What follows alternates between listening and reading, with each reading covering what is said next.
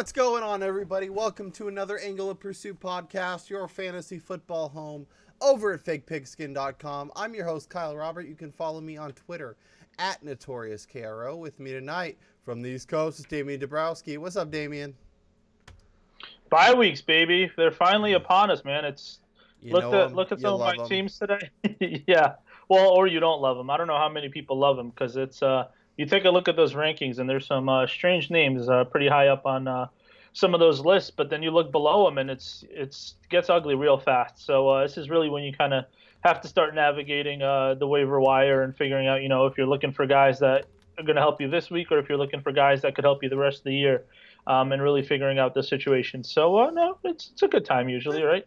Adds a little strategy. Yeah, it's good times. We're having fun over here. You're just dealing with your arbitrage of injured running backs and injured receivers or receivers that are healthy catching from, the likes of EJ Manuel and Matt Castle and, the names you really love to see this time of year.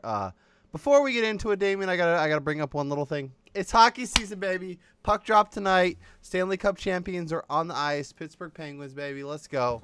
How you feeling about your Islanders this year? Playoffs? Playoffs. Playoffs. I don't know. I don't know, man. They're always good for a disappointment. I kind of like them. I kind of like them. Yeah, I can't. I'm gonna need now that fantasy baseball's over, that 2-week crossover I had between, I had 10 baseball leagues and 8 of them were coming down to the wire, and it was just trying to cross over that in football for 2 weeks almost killed me. So I made can't it. even. You survived. I made it. I did. Yeah, I made it. I even made out pretty well, which is always nice. But I just give me like 2-3 weeks of just football. Just the Sundays. Kind of let me regroup a little bit before I got NBA and NHL coming at me full steam. Can't wait. I can't wait. This is my favorite time of the year, I think. Football full steam, college and pro. NBA is getting ready to start. Hockey just started. Baseball playoffs. Like it's a sports fan's dream. I got my man cave set up with my 3 TVs, and I can't find enough screens. I'm going to the laptop, going to the iPad because I need more screens. There's just too much good stuff. Yeah, well, I mean, look, it's awesome. Sometimes though, it's almost like having a second job in terms of trying to plan actual, other things in your life that occasionally need to get done. You don't need a date. You don't need a life, dude. You work, you come home, you watch sports. That's all you do. I do 24/7. I do kind of like that over on their 88 points though. So I'm kind of happy about your Islanders. We'll see. It'll be a fun year. Lot to get into. We're obviously going to talk starts and sets tonight. We're going to go position by position, give you some names to target, some names to avoid. But first, let's talk some news and notes and all that good stuff. Big news with Zeke. They had a court hearing on Wednesday. There's rumors that the suspension could be possibly upheld. Some are saying it probably won't come for a couple weeks if we know for sure. If you're a Zeke owner, are you starting to worry? No. And that's not really an informed answer because I don't understand any of this. I just assume that every time there's a ruling or whatever, they'll just appeal that and we'll just continue on until the season ends. So, maybe that's somebody that understands the legal system a little bit better can tell you what this all means, but I'm not worrying about it. If it happens, it happens. Honestly, I'm kind of trying to cultivate, my bench with running backs, particularly that, have a chance to potentially take on bigger roles and be useful players. So I'm not really worried about trying to handcuff Zeke, which, we'll get into here shortly, but I'm rather, just focusing on trying to get players in situations that I think, might be better and that I just think are more talented than any of the Cowboys guys. So I'm certainly not, changing my approach because of any of the news that has come out so far. So avoid Alfred Morris, avoid Darren McFadden. There was a big run on running backs on this week's waiver wire. Wayne Gallman, Elijah McGuire, J.D. McKissick, Alvin Kamara, Andre Ellington in PPR. Was there a name or two that you were really targeting, and maybe if they slip through the cracks, owners should try and get out and get on their team? Yeah, I kind of when I was doing my waivers last night, I almost, like you said, there were just so many names. I mean, running backs alone, there was 8 or 10 guys. I mean, we didn't even talk about Alex Collins or Aaron Jones. So, I mean, honestly, I kind of, it really depends on if you're looking for, with bye weeks, for instance, I got one league where I have Devonta Freeman and CJ Anderson on a bye, or, Mark Ingram's on a bye. So if you just need a filler, I was going, pretty hard after Latavius Murray in those situations. I don't love him necessarily in the long term, and I don't think he's a great player, but I think of all the available options, he has the best chance to see a pretty high workload this week, just because there's so many questions surrounding, Gallman, whether Perkins is going to play, whether Darbo's going to play, is he going to be the starter? The whole Green Bay situation, we don't know if Ty Monte's going to play. We don't know if Jamal Williams is going to play. So none of those other guys really, even Alex Collins, there's still Terrence West, there's still Buck Allen. So Murray's kind of the one guy where it's just him and McKinnon, and McKinnon's, banged up a little bit. He's questionable right now, so we'll see. But he's the one guy you can bet on volume. So he was kind of my primary target. And then I was really just kind of looking at, whoever really got left behind. I guess Aaron Jones is the guy that might have the upside, because I think there is a chance that, Montgomery's still out for a week, maybe even two.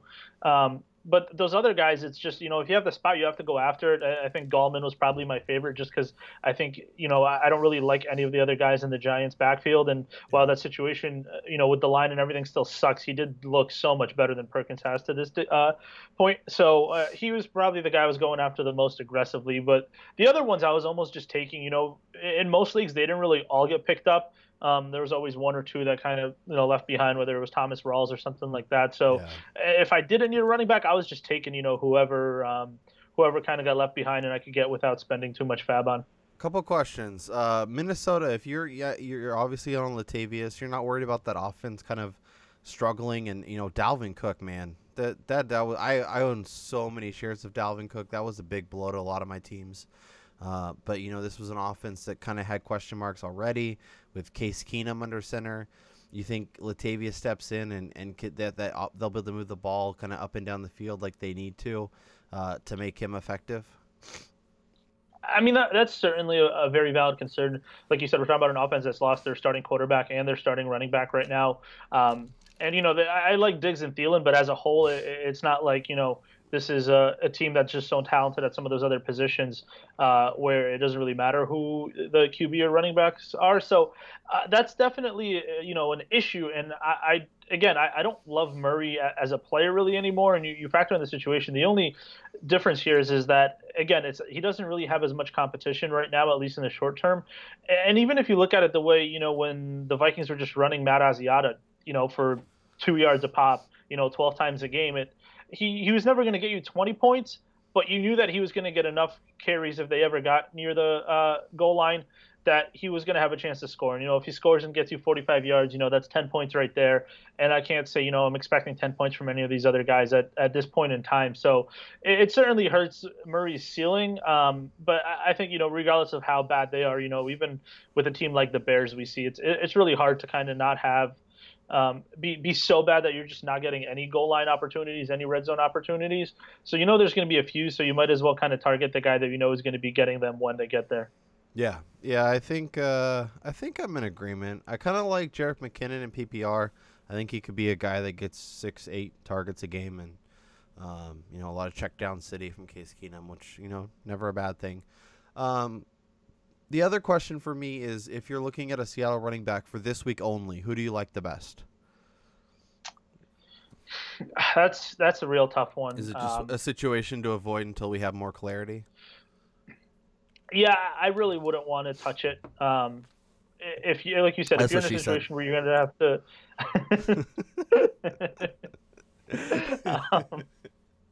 Sorry, I got derailed the show every once in a while. Yeah, no, you can't pass that one up. That was on a silver platter. Yeah. But look, I mean, you're not going to feel good starting either of them. There's actually a really funny moment in the Sunday night game last week when is it McKissick when he scored his first touchdown, or whichever touchdown he scored rushing, and he kind of had to play, and I think it was Collinsworth called him Eddie Lacy because he just saw the dreads. And I'm like looking at the play, and I heard him say Lacy, and I was like, "There's no way that is Eddie Lacy." I mean, that is like a third of Eddie Lacy. And I was like, I haven't seen Eddie Lacy move like that probably ever. Definitely not since college. And then he kind of corrected himself, like, oh yeah, that's definitely not Lacy. So I mean, if we kind of put Lacy's name on McKisson's body, maybe that could be a guy I'd be interested in. But I mean, it sounds like Carroll still really likes Rawls, despite the fact that the guy has been inactive for 2 games and got 4 yards and 5 carries in the only one he played. So it's tough to kind of feel encouraged by that. But if despite that, Carroll is still saying that he's kind of the guy that he wants to lead this committee, if you will. That would be kind of the dart I would throw. But again, we're talking about 4 guys between him and Lacy, and then Prosise and McKissick in the passing game. So I don't feel comfortable starting any of them. I'm fairly certain in almost any league I'd find not that you can't pick them up, but I'd find a guy that I feel more comfortable starting at running back than either of them. Yeah, I mean, Rawls is available in almost 60%, over 60% of leagues. If he's out there on your waiver wire, is he a guy that if you're in a running back needy team and you can afford to stash, are you throwing him on your bench and seeing what happens? Yeah, he's not a guy that I would blow a lot of my fab on or waste a very high waiver priority on. But now that waivers are processed, right? Exactly. If you have a spot, or even what I like to do a lot of times is, unless I have like Justin Tucker or Gostkowski or something, a lot of times I'll just drop my kicker after waivers and pick up an extra guy, in this case like a running back, especially when we're talking about running backs in these situations where we don't know what the workload is going to be, but we might get clarity on Sunday when, for instance, in the case of Jones, and obviously he got picked up, but in a situation like that where we hear that Monty and Williams are out or something, then I know I can play him, and then I'll drop somebody else and pick up a kicker, or you can pick up Rawls, and then if we hear that he's inactive again for some reason, or he's not expected to get much work, then I'll just drop him and get my kicker. But kind of gives you a couple days to be able to hold that over and wait till we get the Sunday morning news that'll hopefully make that decision a little bit easier for you. Yeah, the one thing I will say is if you're holding a second quarterback, a second tight end, second defense, something you don't need, a 5th or 6th wide receiver that you're probably never going to play, I love the idea of like Thursday, Friday, picking up, even Saturday, picking up a running back that could be the guy if injuries happen. I mean, the way we've seen it over the past few weeks, I liked Elijah McGuire. I told people to pick him up. He goes off. I said Chris Carson, but he went off. You may pick up Brandon Oliver or somebody else, and it may not work out, but I think it's a good gamble to take. Even if you don't plan on using them, add them.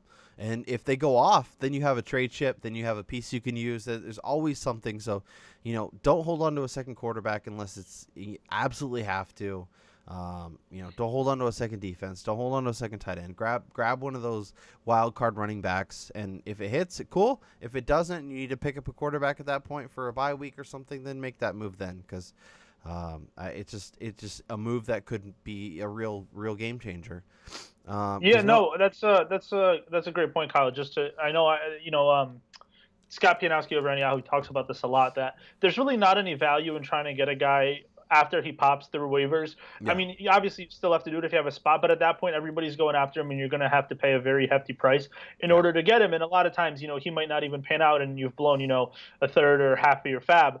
And again, this is obviously a lot easier said than done, but what you want to be doing, and this is kind of the advantage of trying to have that one fluid roster spot each week that you can kind of just churn through. But basically, figure out a guy that is completely irrelevant right now, but is really just one injury away from having a featured role, and get that guy a week early. And if you can hold him, you can hold him. But if not, and you drop him, just do it again the next week with somebody else.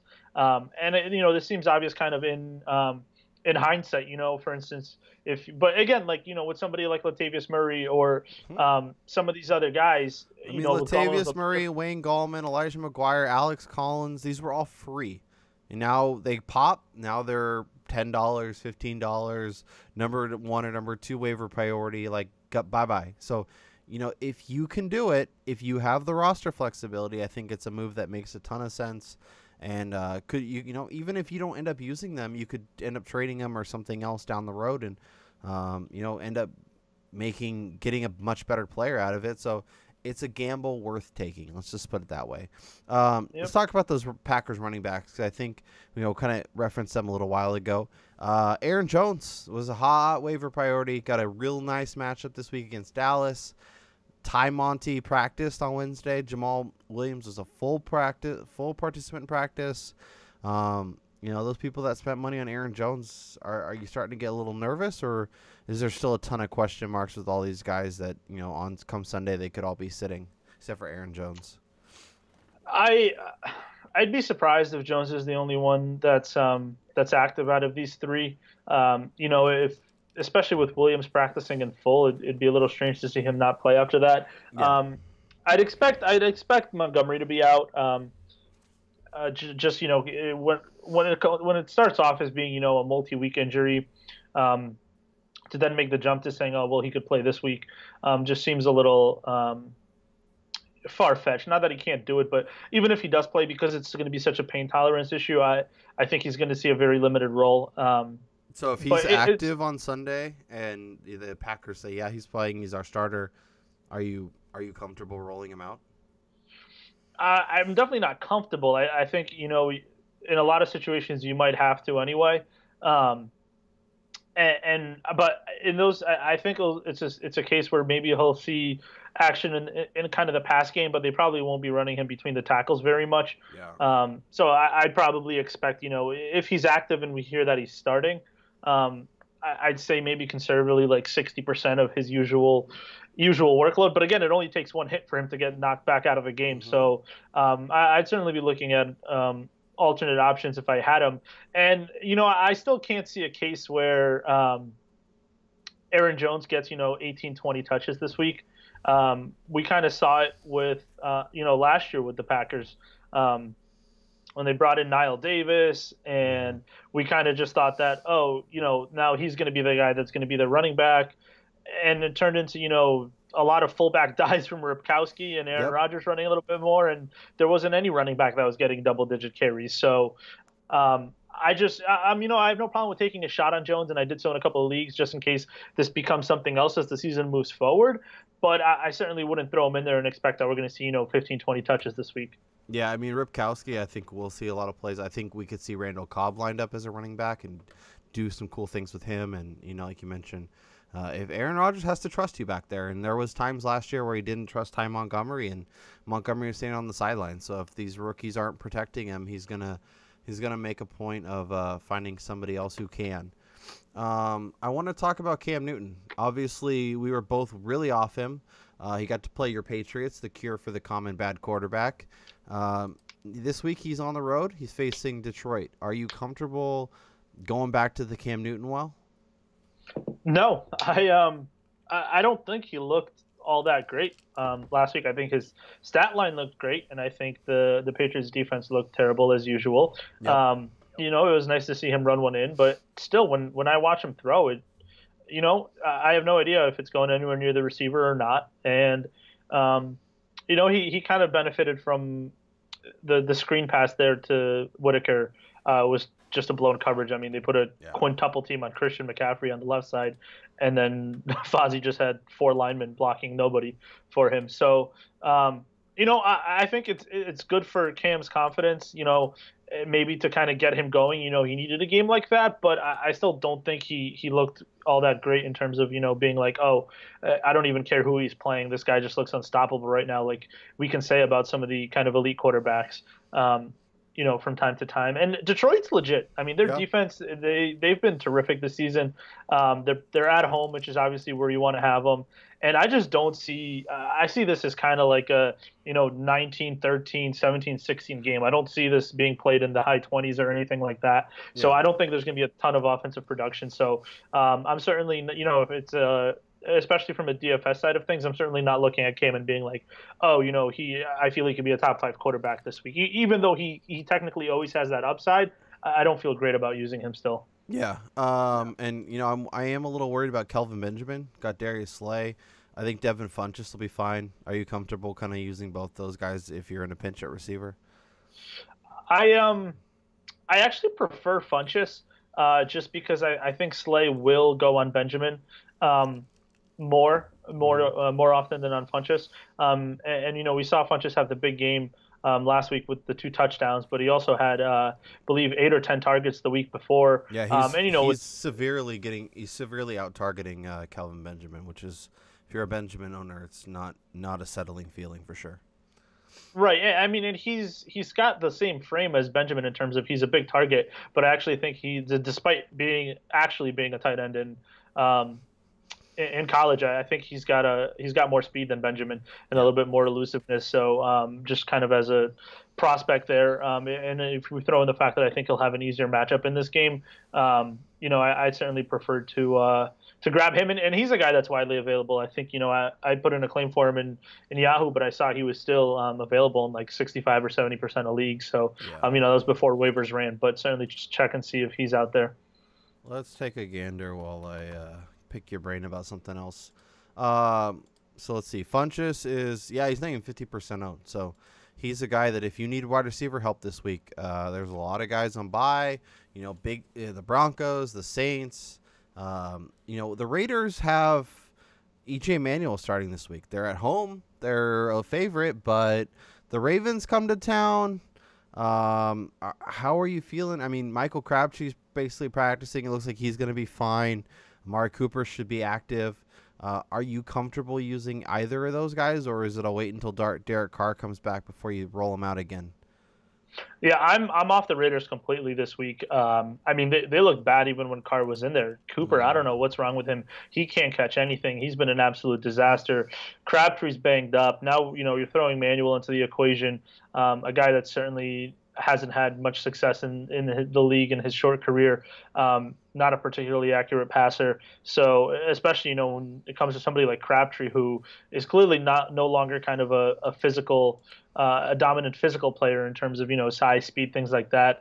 But he's just so good at kind of the point of, high pointing the ball, contested catches, things like that. And he had great chemistry with Carr, which is why he was so effective in the red zone and things like that. I don't expect him to have that with Manuel, even if he plays. I think this is a little bit of a bounce back spot for Baltimore. I know it's on the road, but in terms of their defense, I think, kind of having that real wonky game in London against Jacksonville and then having to deal with, Brown and Bell and the Steelers, I think this is a spot they kind of, put up a big performance to kind of get their season turned around a little bit. Yeah, kind of a sneaky streaming defense this week, huh?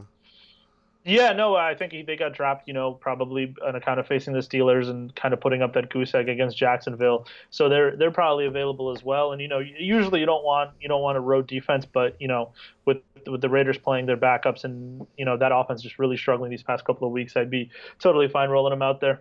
Yeah, there's some good opportunities. I mean, if Marcus Mariota, he will practice limited today, doesn't start. Matt Castle starts. I love the Dolphins. I love the Ravens.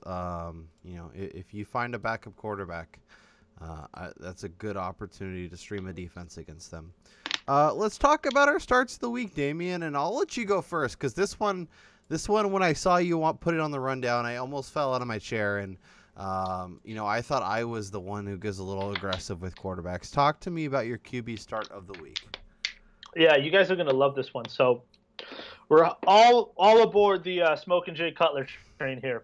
And listen to this, right? So was it 2 weeks ago? He gets, was it the Saints or no, it was the Jets, right? So the Jets. Terrible defense, right? Going to New York. Everybody's on Devontae Parker, everybody's on Landry. He's going to throw for like 400 yards. This is going to be amazing. They get shut out until basically the last drive. They score one touchdown. Mm-hmm. And he's like, oh, well, that was a division game. Those get a little bit weird. Now he gets the Saints. I mean, everybody puts up points on the Saints. They're a disaster, right? So we go to London, same thing. Everybody's on Parker. Everybody's on Landry. Boom. This time they actually get shut out.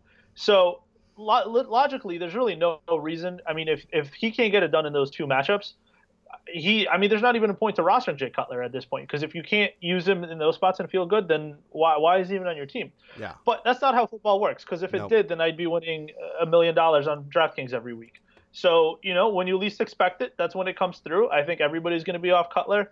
The Dolphins have had a weird schedule. They haven't played a home game yet between the weird week 1 bye, having to travel out to the West Coast, then to London. I think it'll help them to kind of be home for a week here, sleep in their own beds, kind of actually practice at their own facility. Mm-hmm. And I can't imagine laying an egg in 3 straight matchups like this. So just kind of on the side of variance, I don't even, it doesn't make sense, but football doesn't make sense. So this is the week they get it right. I love it. I hate it, but I love it. My Titans defense is so fucking bad. Their secondary is a mess. They were leaving DeAndre Hopkins like 5 yards of cushion every time. It was driving me insane.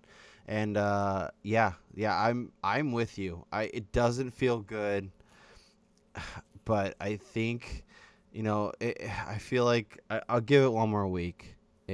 This is their first home game. Home games always help things. I don't feel good about it, but let's fire up the Jay Cutler Express.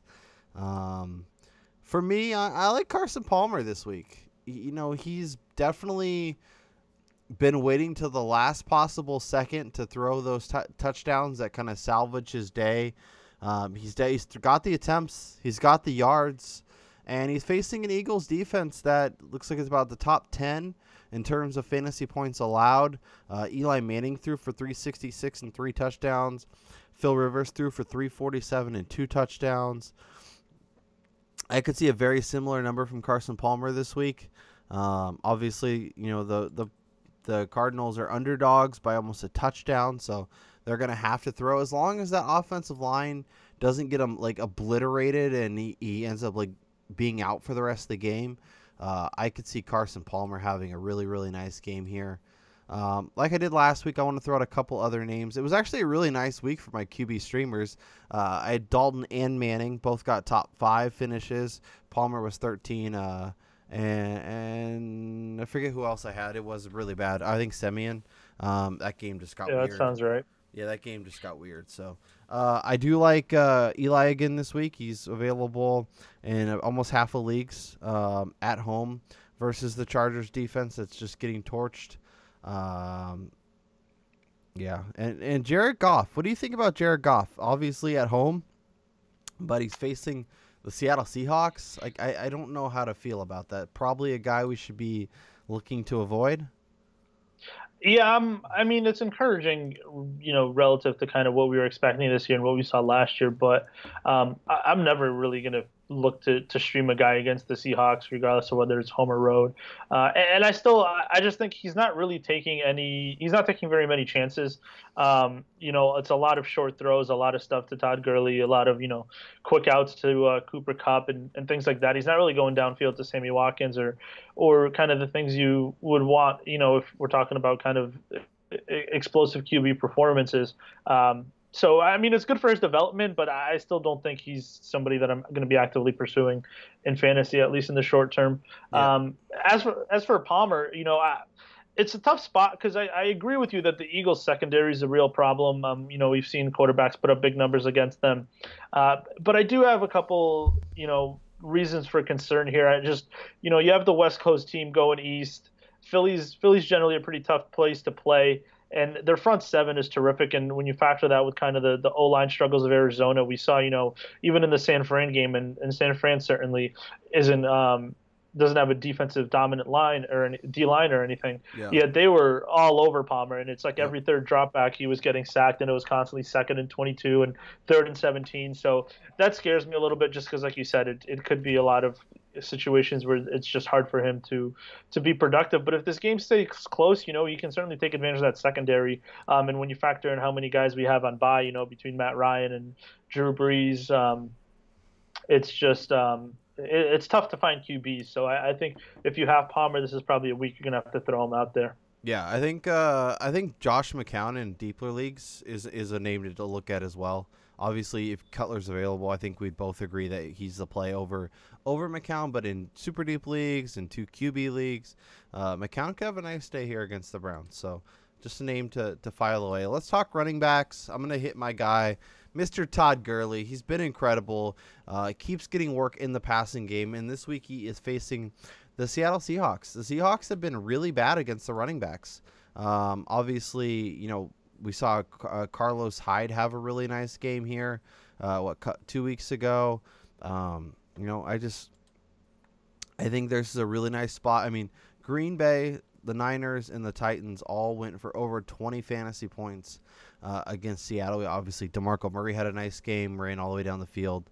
So I think this is a good spot for Gurley. I think he's a nice focal point of their offense. His passing down work, I could see him doing another 4 or 5 catches for 60 yards. Maybe he finds the end zone. I'm expecting big things from Gurley. He's definitely not a spot where you want to fade. Oh yeah, I mean he's an auto start. It's just you throw in the passing game involvement and the fact that this offense actually is consistently moving the ball. It doesn't even matter if he gets 3 yards per carry like he tends to do a lot of games, because he's going to get you those 5 or 6 catches. 40, 50 yards there. Obviously, still has the big playability like we saw in the long touchdown catch last week. So, again, it feels weird to say you're kind of targeting somebody going against the Seahawks defense, but I can't, aside from that super weird situation you told me about your buddy with the 4 running backs, I can't imagine being in a spot where you're sitting Todd Gurley. Yeah, he's very special. We drafted before the Spencer Ware injury, so he has Le'Veon Bell, Ezekiel Elliott, he has Todd Gurley as his keeper, and he has Kareem Hunt. So I mean, we're probably going to make a deal tonight where I get one of those running backs, just because that's a spot where you're just yeah. Good luck. Talk to me about your running back start of the week. Yes, so I'm going to go with Bilal Powell. Obviously, huge game last week. Little fluky with the 75-yard touchdown where the Jaguars basically stopped playing defense. But even if you take that run out, he still had around 100 yards. Pretty good efficiency too. So I just think with Forte looking like he might be out again. I know McGuire looked good, but I think Powell still has the passing down role kind of locked up all to himself. So we should see 4 or 5, maybe even more catches out of him.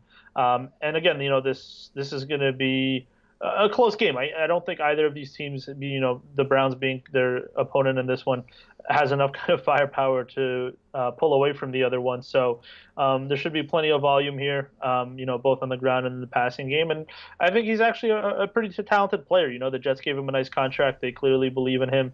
They haven't really shown it to us in terms of his workload prior to last week. Yeah. But, again, now they're kind of forced into using him, and we saw what he can do. So I'm all in on Powell. What about McGuire? Are you comfortable using him and, people that picked him up either last week or this week? If you're looking for running back help, is this a spot where you feel like they could both be useful? No. I can't imagine starting. I know it worked last week, but I can't imagine the Jets producing 2 useful running backs on back-to-back weeks. They're just not that type of offense. I mean, you got to take a shot on the guy if you have a spot, just because I think as the season goes on and the Jets fall out of contention here, they're going to want to see if he can be the running back of the future, given that Forte is obviously on his way out, and even Powell, despite the contract, is certainly older than McGuire here, so it could be interesting. But for this week, I definitely wouldn't feel comfortable using McGuire anywhere. Yeah, I mean, I'm a little more comfortable. I like him, but it definitely takes a little bit of a understanding that it could be it's a very boom or bust play. Let's put it that way. The other thing I'm looking at in this matchup, Damien, is the other side.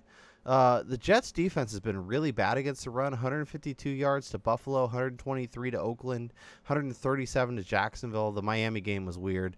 Do you think maybe Isaiah Crowell actually gets on track? Or I recommended Duke Johnson, who's had a rushing touchdown each of the past 2 weeks. Are you comfortable using maybe a little bit of Brown's RB action here? I mean, if Crowell's going to get it together, this is going to be the week. Partly because what you mentioned with the Jets just struggling, against the run, but also because it could be one of the few situations where the Browns can actually, keep the game close throughout and have an opportunity to run the ball, because that's kind of been the concern, with Crowell. Although he has also had a couple of games where, he's gotten plenty of work and he's just been horrendous in terms of, efficiency. So we'll see what happens. I don't feel great about using him, but I think, if you're in a deeper league, well, even that seems, strange to say, given that we were drafting him in the 3rd round. So unless you were able to kind of bench him or, I don't know, drop him, I guess, if there was some good waiver wire options. But I think this is as good as you're going to feel about using him at any point this year. So give it a shot, but I'm not expecting a huge game. Let's talk receivers. All your Pats receivers, all your Bucs receivers should be on your team. Obviously, we talked about the Patriots defense. Well, the Bucs are really bad too. If you look at fantasy points allowed to opposing wide receivers, The Bucs are actually number 1. They're allowing almost 48 points a game. My favorite start of the week is Mr. Chris Hogan. Damien, you nailed it this offseason. You said he was going to be one of the guys that got a big bump after the Edelman injury. He's got 4 touchdowns in the past 3 weeks. I think another big game is coming. The over-under for this game is 55. It's trending up too, it seems aggressive, especially for a Thursday night game. But these two defenses are really bad in the secondary. It's two dynamic offenses with really good weapons. So I say start all your pass catchers, but especially Chris Hogan. Yeah, hopefully this kind of trends in the direction of that Niners-Rams game, where it's just up and down the field, points left and right, and not the, kind of more traditional Thursday night game flows that we've grown accustomed to. It's hard to dispute any of that in terms of how bad these defenses are.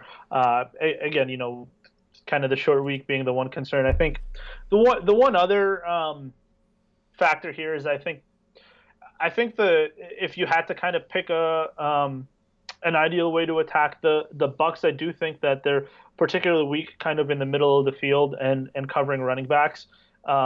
So that makes me think that we might see a lot of Gronk, a lot of, Danny Amendola in the slot, James White out of the backfield, at least relative to, maybe throwing it out wide to Brandon Cooks, things like that. Now, the nice thing about the pass is they can kind of move all those guys around. So you'll see Cooks in the slot, you'll see Hogan in the slot. So I think all those guys will get looks.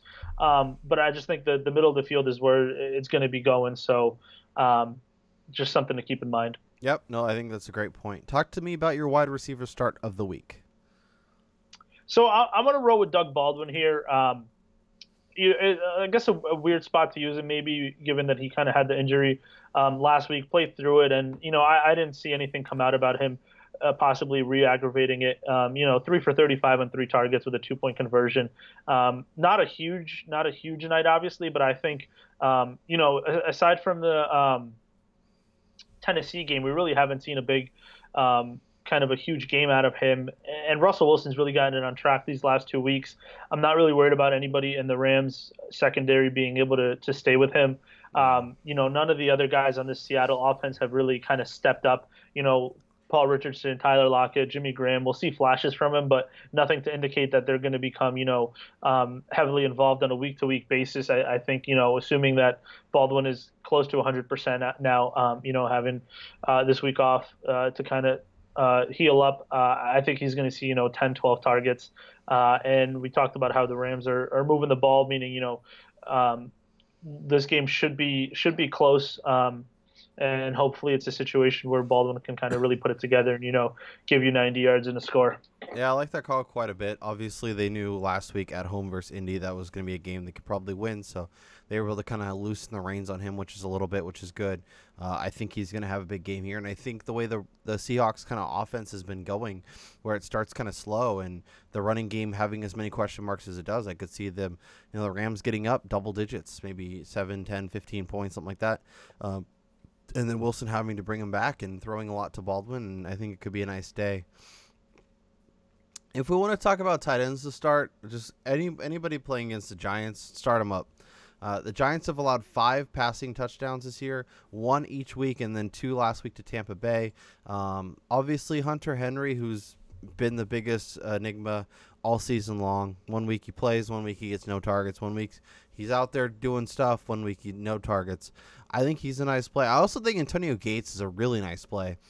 I think Rivers and the Chargers will be able to move up and down the field. I think Gates could get some red zone looks.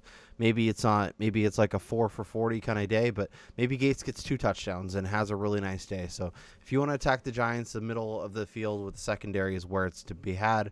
And those tight ends, just eat them alive. So give me Chargers tight ends all day. Yeah, like you said, it doesn't really matter who they're playing. Their linebackers are just bad in pass coverage. And it's been an issue all season, so I don't see why it would stop here, especially given that the Chargers do have a couple talented players at that position. I guess I don't like when there's 2 of them. But even last week when Cameron Brate got a touchdown and O.J. Howard got a touchdown, so it's not ideal. I'm with you there, but at the same time, we've seen it work, so I don't know if it's the end of the world. Right. No, and it's not even that as much as it is that, in Tampa's case, aside from Mike Evans and a couple deep shots to Deshaun Jackson, there's just not as many options in that pass game. Whereas, with the Chargers, we know that, Keenan Allen's going to get his double-digit targets. We still have, Tyrell Williams, and we still have Travis Benjamin. So it's just, again, if they score, it's not going to matter. But it's just the volume of targets aren't necessarily there for either Henry or Gates. But I definitely agree in terms of a matchup situation. And I'm actually going to stick with the same game for my guy, and it's Evan Engram. I just think, the target this guy has seen, I believe I heard that he's second in the NFL in tight end targets, behind Zach Ertz right now, which is just ridiculous. When you consider kind of how slow generally rookie tight ends are coming out of the gates. But I do think there's a reason for that, and I don't know if I got a chance to mention it when we kind of talked about it in one of our preseason shows. But Engram is not a tight end. He's listed as a tight end, but if you watch his college tape, the guy never blocked. He was essentially a slot receiver. It's just that he's bigger. Than most receivers. But you look at what the Giants are having him do, it's really strictly pass routes. They have Rhett Ellison to use when they want to block and kind of run stuff underneath. So, this guy's basically a lock for 5 catches and 60 yards every week, with a chance to get into the end zone. And, we know he's a plus athleticism guy, so he has, the big playability that you're not going to get from some of these other, more boring tight ends. So I'm all in on Evan Engram because I think he's going to continue to see these targets, especially as teams, stay focused on Beckham. I love it. I'm 100% with you. I've recommended Engram a couple times on my waiver wire, and I think he's an absolute ad. Let's talk about our sits of the week, and I'm going to start with one that, Deshaun Watson. He had an amazing game last week against my Titans and lit us up and all these touchdowns and 5 total, and I have concerns this week. I feel like a lot of people are going to pick him up. They're going to throw him right in their lineup, and I think they're going to be disappointed. Obviously, facing a Chiefs defense that's been really good. They've been better on the road. They slowed down Tom Brady. They slowed down Phil Rivers. They obviously only one quarterback has gone for over 300 passing yards. He does have the rushing ability that could salvage his day, but I'm a little concerned, and I'm definitely not assuming that he goes ham against this really good Chiefs defense. So I would just limit expectations, and I kind of like Carson Palmer, and I kind of like Eli Manning better than him this week. This is this is generally a good spot to fade a guy, especially a rookie, coming off this huge game, playing a much tougher defense, the next week in prime time. Mm-hmm. Now, again, I don't think Deshaun Watson is one of these guys. I don't think he's Andy Dalton when it comes to, primetime games, given that he played Alabama in the national championship and beat them on the final drive. Yeah. So the guy can obviously play under the lights, but it's just a situation where, like you said, he's playing a tougher defense now. There's more tape out on him, and it's not like Houston has so many weapons that he can just throw the ball wherever, and these guys will make plays for him. Aside from Hopkins, really. So we'll see how it goes. I think the one thing going in his favor is just the rushing.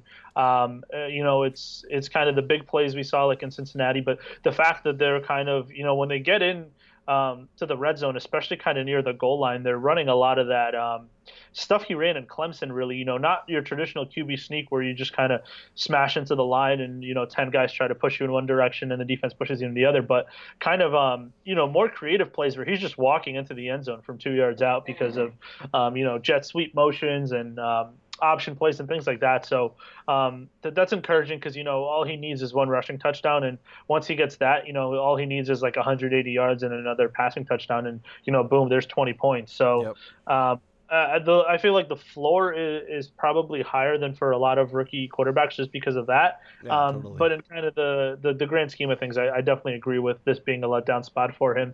For moving on to my guy here, I'm actually, again, like with the tight ends, I'm going to stick in this with the same game here and go with Alex Smith. And it's just a case where I think we saw it last week, but I think this Texans defense is a lot better than they looked prior to the Tennessee game. They just had some tough matchups having to go to Foxborough. That first game after the hurricane and everything, it was just a weird spot. But I mean, there's a lot of talent there with Watt and Clowney, and they have some talented players on the back end as well. And we know that Smith really isn't going to be taking a lot of shots downfield. I think it's going to be a lot of Kareem Hunt, a lot of Travis Kelce, which, that's a good thing, that can get you points as well. But kind of the fact that he's not taking a lot of these risks and it's a lot of shorter stuff underneath, I think that makes it, it hurts his ceiling a little bit. And again, I think this is a game where we're going to see a lot of good defense from both sides, and kind of like the Detroit-Carolina game. I don't think this is going to be 31-27. I think it's going to be 20-16, something like that. So yeah. I just don't think the upside is here. Yeah, I'm with you there. I think it's going to be under 250 yards, probably a touchdown or two, and like a fine day, but just don't expect a huge game. Obviously, Alex Smith is your QB2 at this point, so it is hard to sit him. But and with bye weeks, yeah. But I have him and Watson actually on my fishbowl team, so that's going to be a weird situation. Seeing as I have to start one of them. So yeah, probably both. Let's talk running backs. I'm sitting Jordan Howard this week. Thursday night, or what? Not Thursday night. But they are starting Monday night. I knew it was a primetime game. It's Mitchell Trubisky's first start. They are where's the team? Minnesota. Minnesota. That's what I'm trying. Sorry, I got hockey on the brain, and it's not going well. Yeah, no Jordan Howard this week. They're on the road. They're at home, but it's Mitchell Trubisky's first start facing a really good Vikings running defense. One that I like to slow down this game. I think the Vikings offense, I'm curious to see how it goes. Obviously, if the game remains closer, Howard could be a little bit better of an option, but I don't know. I don't feel good about Howard. I don't like him in this spot. I don't like the rookie getting his first start on the road or at home, but in a primetime matchup. I don't know. I just don't feel good. I'm avoiding Jordan Howard if I can. Well, yeah, it's definitely a tough matchup in terms of Minnesota. I think they're obviously a strong defense. Abdullah was able to kind of get a little bit going against them last week, which was surprising. And I guess, generally I agree with you in terms of the rookie quarterback coming in, facing a tough defense, but I can't imagine that this is going to be worse for Howard than Mike Glennon was. So I guess in that sense, we'll see. And I guess the other thing is that we don't really expect Minnesota, with Case Keenum and without Dalvin Cook here to, come in and put up 35 points or anything. So unless their defense or special teams get some big plays, this is another game that should be fairly close throughout, which, from a game flow perspective should help Howard kind of get more touches that way.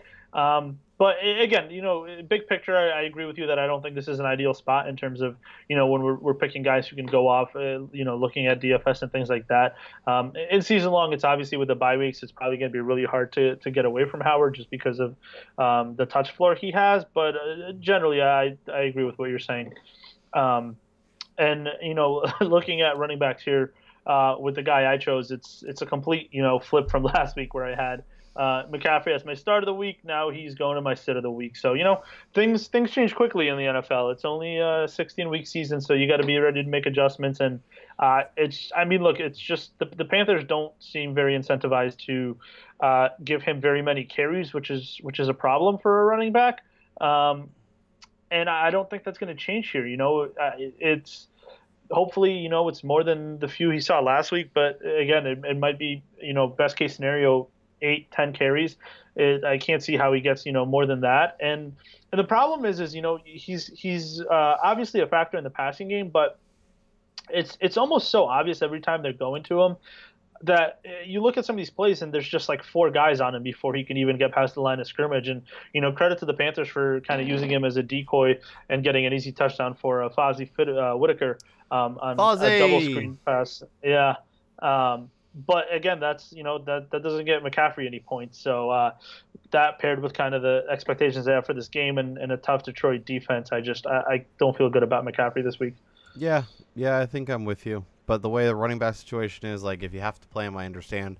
And PPR is probably okay, but I don't feel good. Let's talk receivers that we're looking to avoid. There wasn't really one that stood out for me. I do want to caution some people about Pittsburgh. I know they're at home. I know they're supposed to take off. Big Ben's been a little average this year. And the Jags defense, I know they're at Houston with Tom Savage, Tennessee, Baltimore, and the Jets isn't exactly murderer's row, but they have good corners. They have a good secondary. They can be run on a little bit. I would wonder if this is a little more Lev Bell, a little more maybe Antonio Brown. Obviously, is a guy you play, but maybe you're a little more pessimistic on Martavis Bryant. And then obviously the Raiders receivers are a couple guys we're a little pessimistic on. We're trying to avoid if we can. But you have a guy that stands out to you, Damian. Talk to me about your sit of the week at wide receiver. Well, it goes in line with me not being very high on Alex Smith this week. But again, this was a guy that I kind of bashed all preseason. So I'm going to stick with it, and that's Tyreek Hill, of course. Top 15 wide receiver, right? What was it? He's a top 15 wide receiver? Yeah, I think it was top 15 for you, and I said not top 25, right? I think that was our bet there. Yeah. But I mean, look, week one, the busted coverage for the 75-yard touchdown. You take that out, he was at 6 for 58. The next week, 4 for 43, had the big touchdown against the Chargers, then 5 for 35 last week. So, if he doesn't get the big play, the floor is, 30, 40 yards. It's not 70, 80 yards like it is what's, kind of your more traditional, wide receiver ones. So if I don't feel great about the Chiefs on a given week, I'm certainly not going to feel great about Tyreek Hill. I feel, Kelsey, I think, is still kind of the guy that creates the biggest matchup problems for opposing defenses, and that's the guy that it's going to be easier to get the ball to, at least down the field. And we see how much Hunt is involved. So, I don't expect big things from Hill this week. I mean, the Chiefs' offense kind of as a whole isn't a big passing play team, and it seems like it's either Travis Kelce or Tyreek Hill. It's not usually both. So if they can get Kelsey going, they do. If Kelsey's taken away, then Tyreek Hill seems to be the benefactor. I am a little concerned about DeAndre Hopkins too. Obviously, Marcus Peters is there.